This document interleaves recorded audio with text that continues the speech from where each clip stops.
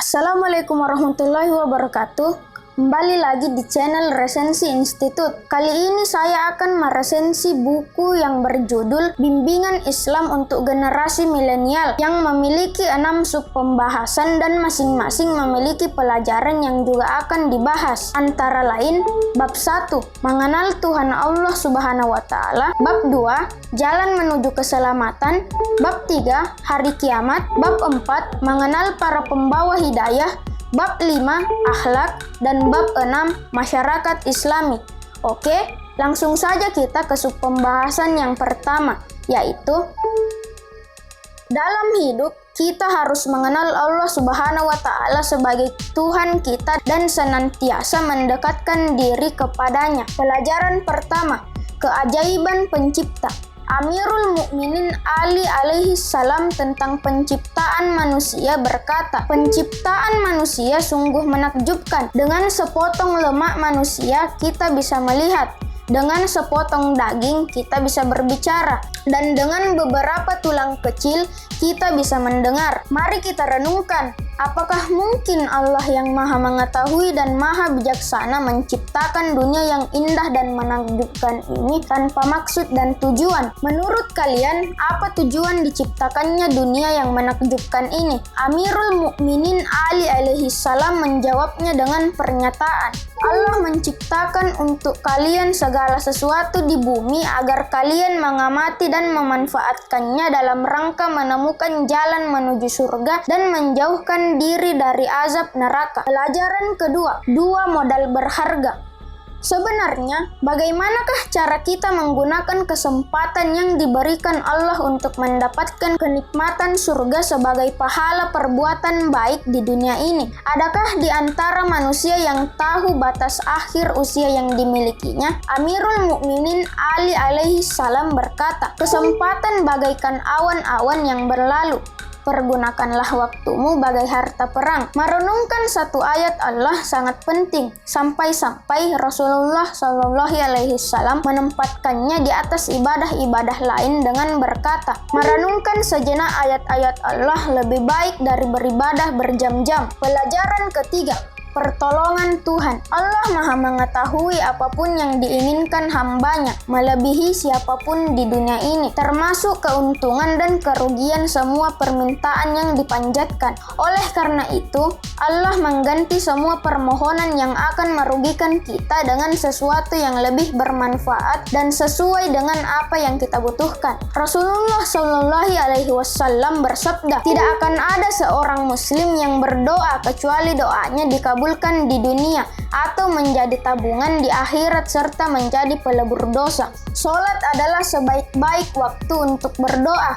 Orang-orang yang salat berbagai kondisinya seperti membaca Al-Fatihah, kunut, dan doa-doa dalam ruku dan sujud sebenarnya sedang berkomunikasi dengan Allah Subhanahu wa Ta'ala dan mengharapkan petunjuknya. Imam Shadiq alaihi salam berkata, setiap kali Imam Ali alaihi salam menghadapi masalah besar, beliau selalu mencari perlindungan melalui sholat. Dengan demikian, jika menghadapi persoalan dunia yang menyebabkan kesedihan, hendaknya kalian berwudu, pergilah ke masjid, lalu dirikan sholat 2 rakaat dan berdoalah kepada Allah Subhanahu wa Ta'ala. Bab kedua, dalam hidup ini kita harus mematuhi perintah-perintah dan menjauhi larangan-larangan Allah Subhanahu wa Ta'ala agar dapat menuju ke jalan yang lurus atau menuju keselamatan dunia akhirat. Pelajaran keempat, agama adalah kekayaan yang tak terhingga. Ingatkah kalian dengan kondisi Jazirah Arab di masa jahiliyah? Di masa itu selalu terdengar suara pedang saling memukul, juga rintihan dan suara mengenaskan ibu-ibu yang kehilangan anak-anak yang suci dikubur hidup-hidup hanya karena terlahir sebagai perempuan yang dianggap aib dan tidak membanggakan keluarga dan keturunan. Masyarakat memakan bangkai hewan yang telah membusuk dan kadal gurun menjadi teman mereka. Mengkhianati janji menjadi pujian dan membunuh orang lain adalah kebanggaan dan tanda keperkasaan. Yang mulia Ali bin Abi Thalib alaihissalam tentang zaman ini berkata, Allah mengutus Muhammad SAW sebagai nabi bagi seluruh alam adalah untuk mengeluarkan kalian dari jalan kehidupan terburuk yang kalian lalui, yakni berdiri diam di rumah yang paling tidak layak, minuman yang tercemar dengan makanan yang mengerikan, saling menumpahkan darah satu sama lain, memutuskan ikatan persaudaraan, kerusakan, dan dosa-dosa yang menyelimuti kalian. Pelajaran kelima, tangga menuju langit.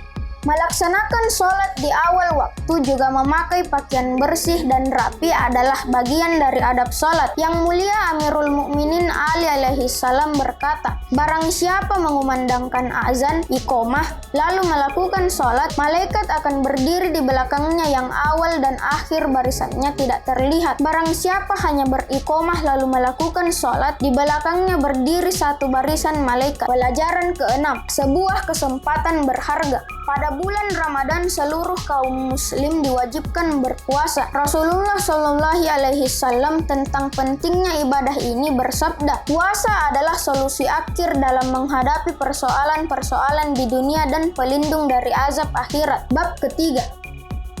Hari kiamat bukanlah akhir dari kehidupan, tetapi awal dari kehidupan di akhirat. Pelajaran ketujuh, jalan menuju kebahagiaan. Seorang laki-laki bertanya kepada Abu Dzar, mengapa kita takut pada kematian? Abu Dzar menjawab, karena engkau menganggap kehidupan di dunia ini adalah selamanya dan akhirat kalian tidaklah baik. Jelas engkau tidak akan pernah suka jika kehidupan duniamu hilang dan tiada gantinya. Bab keempat.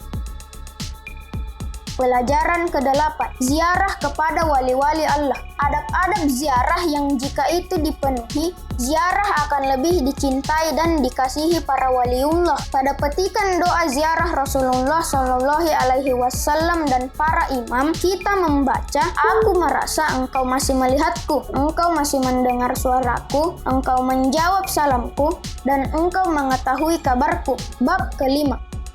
Dalam kehidupan, kita juga harus menjaga akhlak atau tingkah laku yang didorong oleh sesuatu keinginan secara mendasar untuk melakukan suatu perbuatan. Pelajaran ke-9, tangkai pohon surga. Allah mengajarkan bahwa ketika seseorang berbuat baik kepada kita, balaslah kebaikan itu dengan perbuatan yang sama, bahkan lebih. Salah satu kebaikan yang paling utama dan paling mudah untuk dilakukan kepada orang lain adalah bermurah hati. Dikatakan bahwa jika engkau ingin disukai dan membuat orang lain bahagia, berilah dia hadiah. Apakah hanya ini perbuatan yang menunjukkan kedermawanan? Rasulullah Shallallahu alaihi wasallam bersabda, orang-orang yang murah hati dekat dengan Allah, dekat dengan surga, dekat dengan masyarakat, dan jauh dari api neraka. Sedangkan orang-orang yang kikir jauh dari Allah, jauh dari surga, jauh dari masyarakat, dan dekat dengan api neraka. Bab ke-6.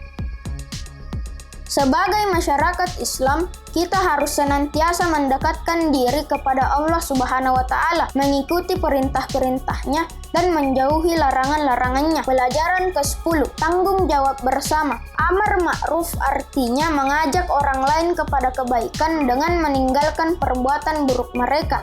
Amirul Mukminin Ali alaihi salam berkata, semua perbuatan baik hingga berjihad di jalan Allah jika dibandingkan dengan mengajak manusia kepada kebaikan, amar ma'ruf, dan mencegah kemungkaran, nahi mungkar, bagaikan satu tetes air di atas lautan yang luas dan dalam. Allah Subhanahu wa Ta'ala tidak mengazab suatu kaum kecuali mereka meninggalkan amar ma'ruf dan nahi mungkar. Mereka diazab karena tidak menasihati orang yang bermaksiat dan karena orang bijak di antara mereka tidak mencegah keburukan. Ada pertanyaan?